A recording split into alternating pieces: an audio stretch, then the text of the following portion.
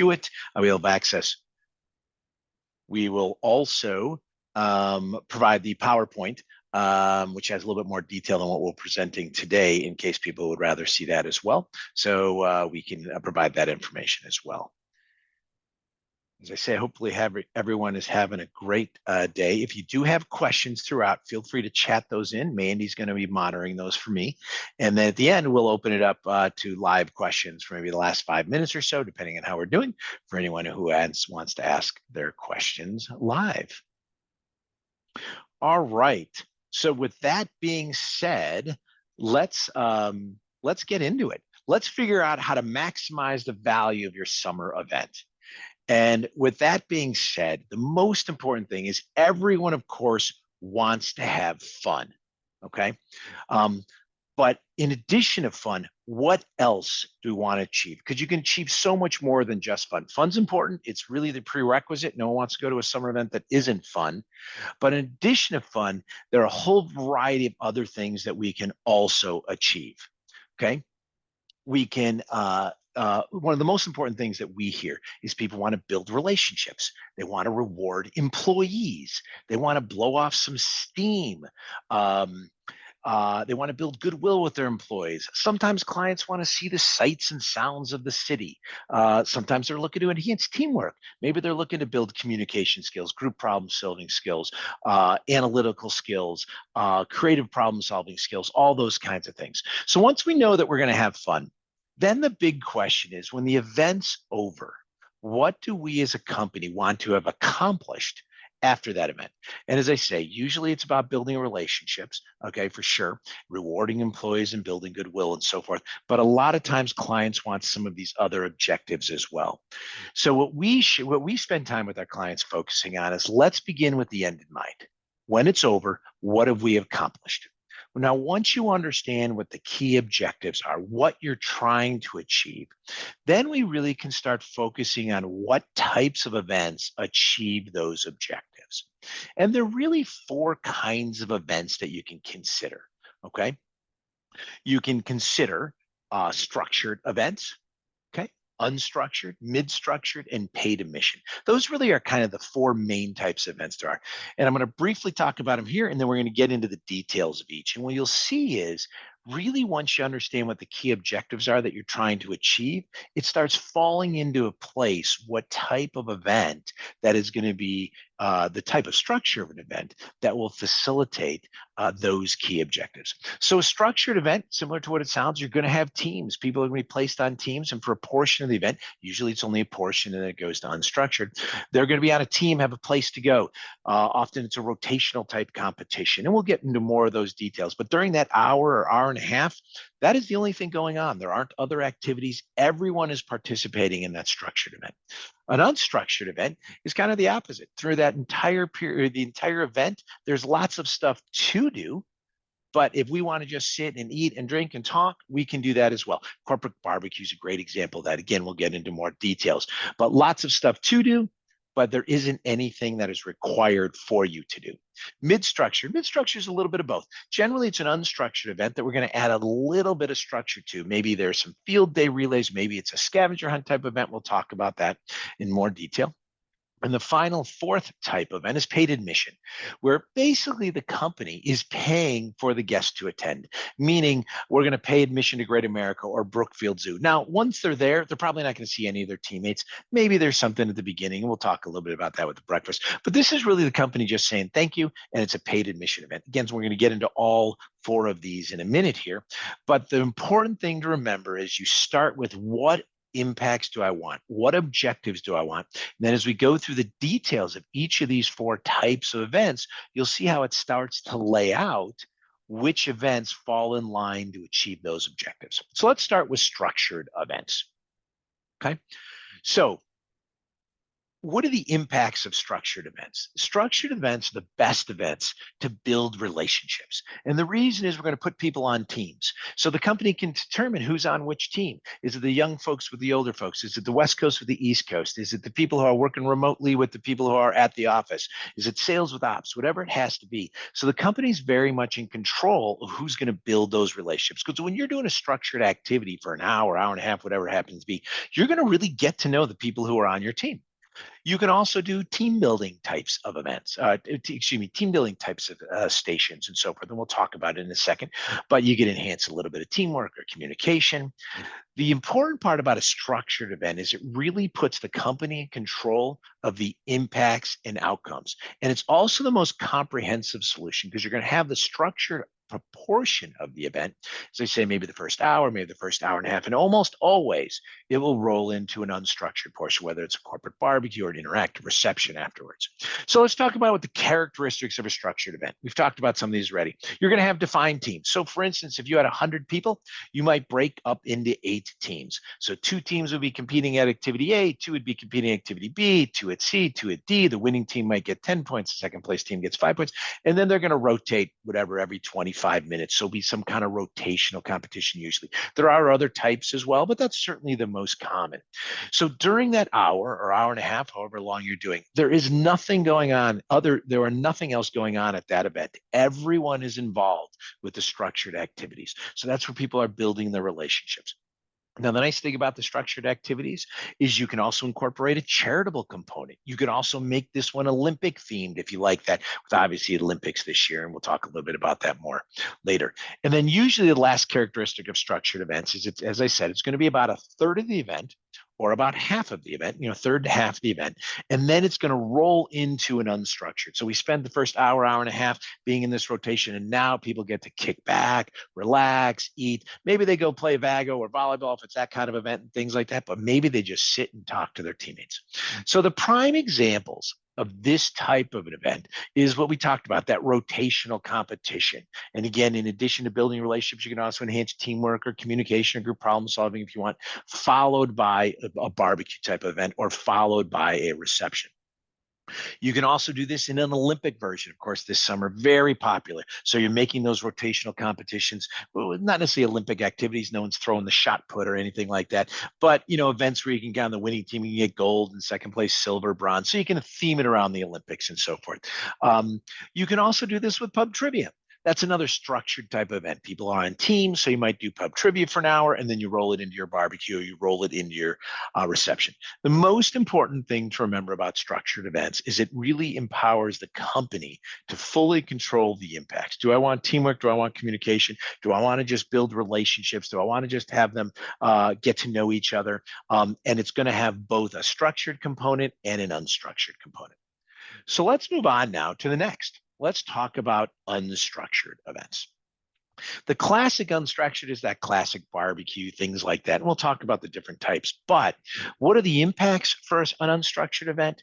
It's about blowing off steam, enjoying summer, rewarding employees, kicking back and relaxing. Maybe you guys just came through a huge deadline and everyone's tired and worn out. We just want to let everyone have a wonderful afternoon together, relaxing, having fun, building camaraderie. Okay, but remember in this type of event, that people tend, because there's no structure, tend to hang out with the people that they already know. So you have less of that relationship building going on because human nature is that people are going to tend to hang out with the people that they already know. So let's talk about what the characteristics are of an unstructured event. There are no teams. Okay. And the biggest theme would be there's lots of stuff to do, but nothing that's required to do. So if it's a barbecue, it could be bago and volleyball and can jam and spike ball, all those kinds of things. But if myself and a few of my associates, we just want to sit and drink and eat, we can do that. If we want to jump into the activities, we can do that. So it really gives people the freedom to choose whether they want to be involved in activities, want to kick back and relax and just talk and mingle, and so forth. So what are the best examples, or what are common examples of these? Clearly, the corporate barbecue is the biggest example of these, of course, for summer. We're going to do tons of those in the city and the suburbs. Rooftop events are another example. Great rooftop receptions.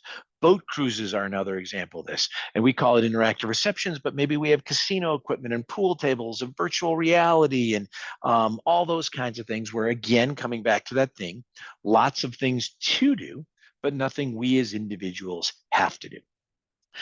If you're going to rent something like a Cubs skybox, Cubs or Sox skybox, or other private space at a baseball game where it's exclusive to just your company, then that would fall into an unstructured event. If you're just getting random seats, it's not going to fall in that because people don't get to mingle with each other. But if you are getting an exclusive or private space for your team, then that would be another example of unstructured events.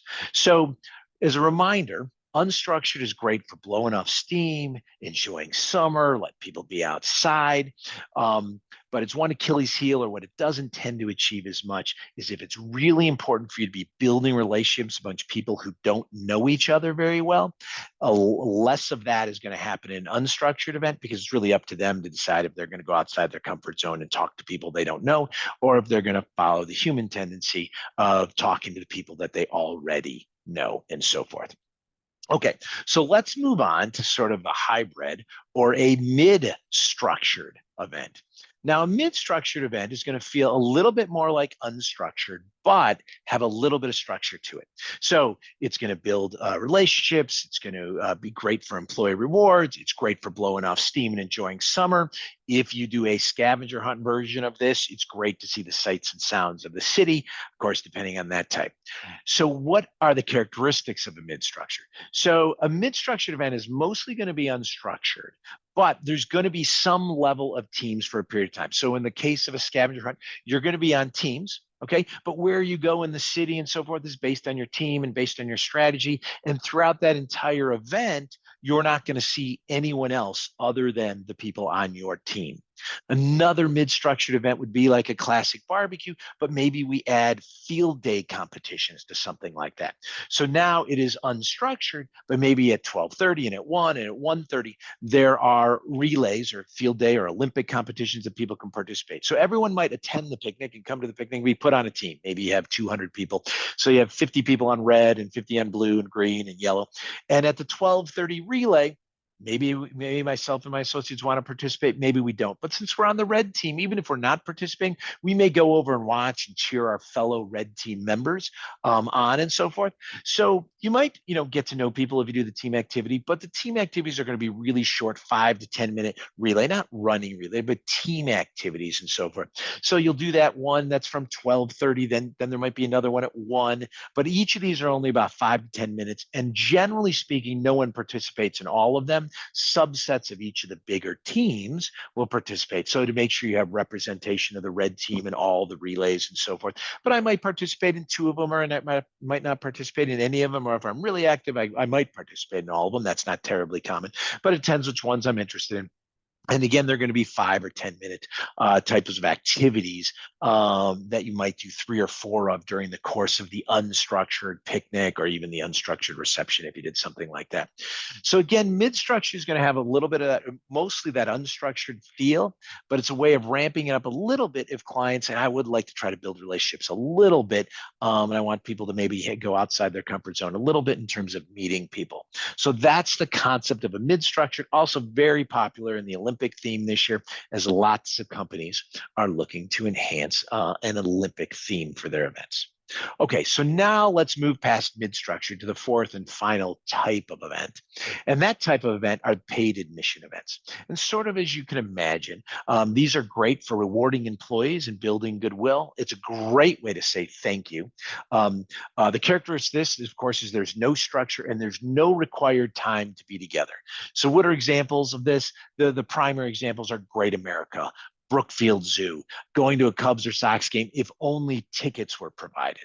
The concept here is while you might at Great America have a lunch at the beginning where people eat quickly and then go, for the most part of this event, they're not going to be hanging out with, maybe other than a couple of their closest friends, anyone else in the company.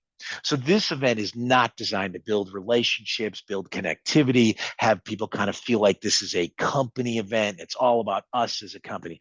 This is a great way to just say, hey, thank you guys. You've been working hard. Here's free admission to something that you might otherwise do in the summer, but we as a company are going to pay for it. And you might see a couple teammates along the way, but it's really not about being in a company focused event. So let's kind of summarize what we talked about. The most important thing to think about when you're doing your summer event is you begin with the end in mind. What is the most important objectives that we want? The event is over, and what have we achieved? Is it teamwork? Is it building relationships? Is it a sense of family or community with the company? And then once you understand what those key objectives are, hey, I want everyone to build their communication skills, whatever it happens to be, then the structure of the event will help you figure out which events, or the type of event, will help you figure out which events are most in line with achieving those objectives. And we talked about 4 types of events. We talked about the structured event. Those put the company most in control for building relationships, building connectivity, maybe also building teamwork or communication or group problem solving if you want to do those types of things. You've got the unstructured. Hey, we just want to blow off some steam. We've been working hard this year. Let people enjoy summer in a great classic corporate barbecue or reception. People are mingling, they're relaxing, and having a great time. But in that case, we aren't necessarily going to build relationships much because people will more likely hang out with the people that they already know. Then you've got that mid structure where, hey, you know what? I really wanted to have that feel of an unstructured event. I like the corporate barbecue. I like a great reception.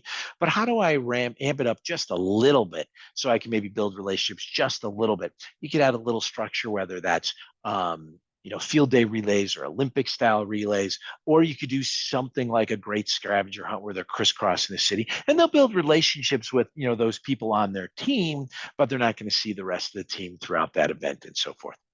And then again, that final version, that wonderful thank you, paid admission event. I just want to, say thank you. And you were probably going to go to Great America this year, anyways, and I'm going to pay for your admission, or Brookfield Zoo, or a Cubs or Sox game. So that gives you a sense of how to align what is most important to you for your summer event in terms of objectives to the most important or the events that will achieve those objectives. Okay. So with that being said, I'm going to open it up to the floor to any questions that people have asked, or if you want to chat in some of those questions. So Mandy, if you want to let me know what some of those questions are, that would be great. Absolutely. The first one that I have here is, generally speaking, is there a price difference between the event types? So if you're apples to apples, I have 200 people for one event versus 200 people for another event. The structured events will tend to be more expensive because you have that structured component, which requires a little bit more facilitators, things like that. So that will be a little bit more expensive. But if you're talking about a reception versus a corporate barbecue, or even mid-structured versus unstructured, those are going to be about the same. And then the paid admission, it depends what you're doing. If you're just buying, Cubs tickets for someone in their bleacher seats or whatever, those are going to be less expensive than an event where you're paying for a meal, paying for their food, all those kinds of things. So as I say, structured will be the most expensive, depending on how you're structuring it, what duration you're structuring. Then you have the unstructured and mid-structured, and then paid admission again, depending on what you're doing and if you're paying for food for them or not paying for food, could be the least structured. But you also tend to get the fewest objectives when we look at the original list of objectives, what you want to achieve out of paid admission events. All right, Mandy, what else do you got? Yeah, another question is, what are the best types of events for families? Okay, so I think if you're doing families, you're much less likely to do a structured event. In fact, probably wouldn't do a structured event at all because you've got kids and you got 2-year-olds and 5-year-olds. You're not going to put people on those kinds of teams. So if you're doing families, I think you're going to look more to that unstructured type of program. You might do mid-structured, like the field days. You probably wouldn't do a scavenger hunt. Again, you don't want people having to push strollers with 2-year-olds and 3-year-olds and 4-year-olds around. So you're probably looking more at that unstructured, maybe some field day competitions, but that unstructured as well as the paid admission event could be the case. But again, you're just buying, I mean, if you're going to Great America, the kids are going to be happy, but if you're just buying tickets, that's really hard for a 2 and a 4-year-old to sit still at a Cubs game and, things like that. Okay, another question we have here is, what are you seeing as the most popular event type for this summer? Okay. Traditionally speaking, the most popular event are the structured events, followed by the unstructured. And in summer, to be honest, it tends to be those corporate picnics. So the structured, you do an hour, hour and a half of that rotational competition, where you're really building relationships, maybe a little bit of teamwork, maybe communication skills, even though it may not be the focus, but it's really focused on the team. It's really focused on the company. People come out of that and they've got to know their teammates much better than they knew, especially if you're any kind of hybrid, remote, or if you want, hey, I've got a bunch of junior people who never get to spend time with senior people. You really get to commingle that and maximize the value of that structure, and so forth. So those are the most popular, to be honest, followed by, and then of course, even in the structured event, you're going to roll into a corporate barbecue or roll into a great reception. So you're always going to have that unstructured component as well. The next most popular would be the unstructured, sort of that classic summer barbecue. We're going to do about 150 of those this summer. We do them in the city, you can do them in the suburbs, you can do them wherever you want. But that is that event. It was like, it's summer. It's Chicago. We want to be outside. We want to have great food. We want to have great activities. I want there to be a lot of stuff to do, but I don't necessarily want to have my people have structure. So if they want to sit and talk to each other, they can sit and talk to each other, but they don't. I mean, there's a ton of stuff to do, but they don't have to do anything. Okay, so another question we have is, whether or not to host an event in the city or the suburbs. What are the differences and the pros and cons? Okay. So usually the event will take place really where the workplace is most common, unless it's on a weekend. Weekend events could be in the city or the suburbs because people aren't coming from work. But if you're doing something during the week, if your company's in the suburbs, you're going to do it in the suburbs most likely. If you're doing it in the city, you're going to do it in the city. But even on the weekends, you need to take into account, do my people have cars? I'm going to have 75 people Uber from Chicago to Lincolnshire or Deerfield or Schaumburg. Like, they're probably not going to come if that's what they have to do. You might get a few of them. So you do need to think about where your audience is based. Now, if your office is out in the suburbs, people are used to being out in the suburbs. So people tend to be more inclined to do the event where their offices are. I mean, not right where their offices are, but if they're in the suburbs, they do the event in the suburbs. If they're in the city, they do the event in the city. Obviously, paid admission events are a little different because you're going to do it wherever that is, and so forth. And a general rule, things do tend to be more expensive in the city than they are in the suburbs. So if it's a weekend event and you are a city company, you might do it in the suburbs, maybe closer suburbs, because it is less expensive than doing something right in the city, for instance. Okay, another question. As you mentioned, the Olympic themed events, are you finding that a lot of clients are doing something along these lines for this year? Yeah, we are finding that probably 50 to 75% of our clients are doing something related to Olympics. And I want to be clear about that. They're not necessarily doing Olympic activities, as I joked, I think earlier. No one's doing the shot put. We're not doing the 100-yard dash, things like that. But if they're doing a structured event, they'll call it the, Olympic Team Challenge or the, Abby Olympics or whatever they want to, those types of things.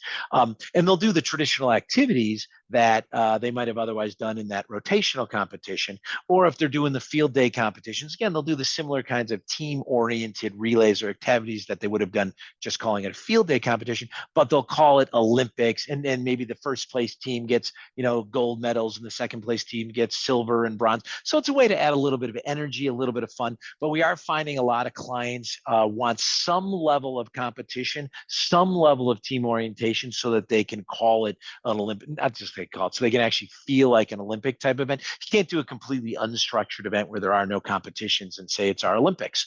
Usually you're going to have some level of structure. We actually have a few clients who are doing Olympic competitions on their own throughout the summer or throughout the Olympic window.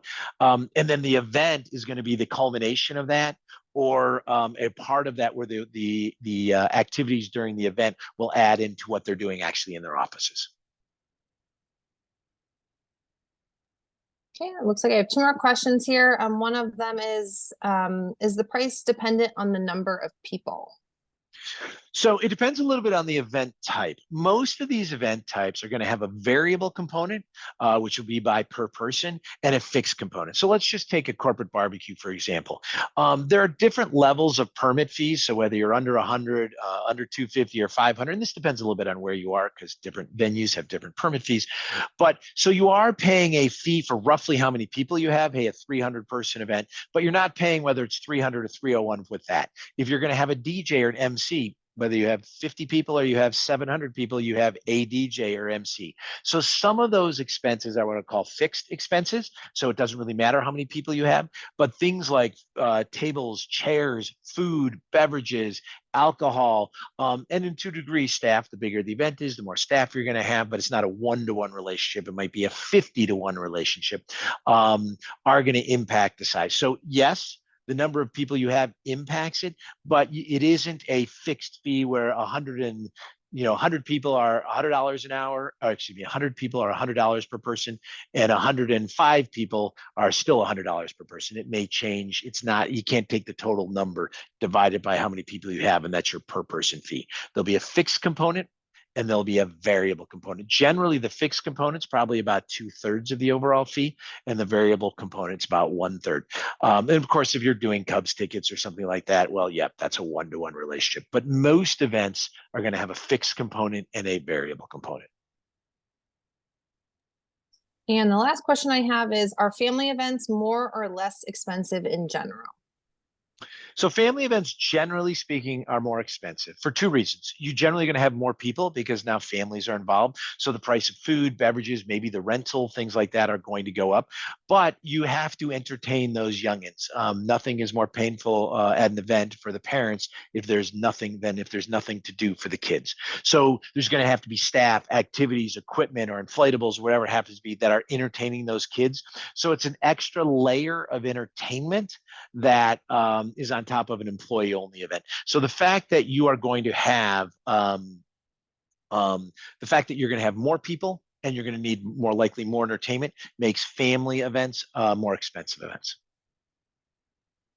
Perfect. And I we think we may have seen actually, a there you yeah, go, we just had question one come in. question come in. What is the most challenging summer event you've ever done? That's a good question. We have done a 7,000 person picnic. We did that UIC years and years ago for Harris Bank. I think that was certainly one of our more challenging events, but they're all workable. They're all manageable. We have been fortunate enough to be around for 26 years. Probably done, you know, 5,000 to 10,000 summer events and picnics and things. So unfortunately or unfortunately, we've probably seen everything, from, vendors driving over sprinkler heads and flooding the area that we're supposed to do the picnic to all kinds of different things. But the biggest we've ever done was 7,000 people.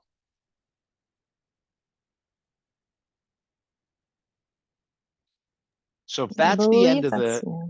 if that's the end of the chat, why don't we put people's microphones on? And if there's anyone who wants to stay and ask any questions, I'm happy to answer them. We were trying to be very, very tight on time, and we're pretty good here at 12:28. But I am happy to answer any questions that people might have if you want to ask them directly. Otherwise, I want to thank everyone for joining us. We really appreciate your time. Everyone can head back to lunch and so forth, or whatever their timing was. But we do really appreciate you taking 30 minutes of your day to spend with us. And hopefully it was valuable information and can help you figure out what you want to do for your summer. And of course, we're always here to answer any questions that you may have as well.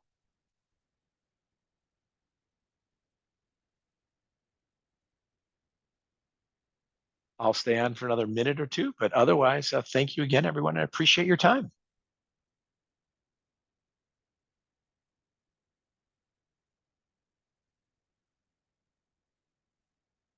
So I think it doesn't look like anyone has any questions. So I think we can just end it from there. Thank you again, everyone. I appreciate it.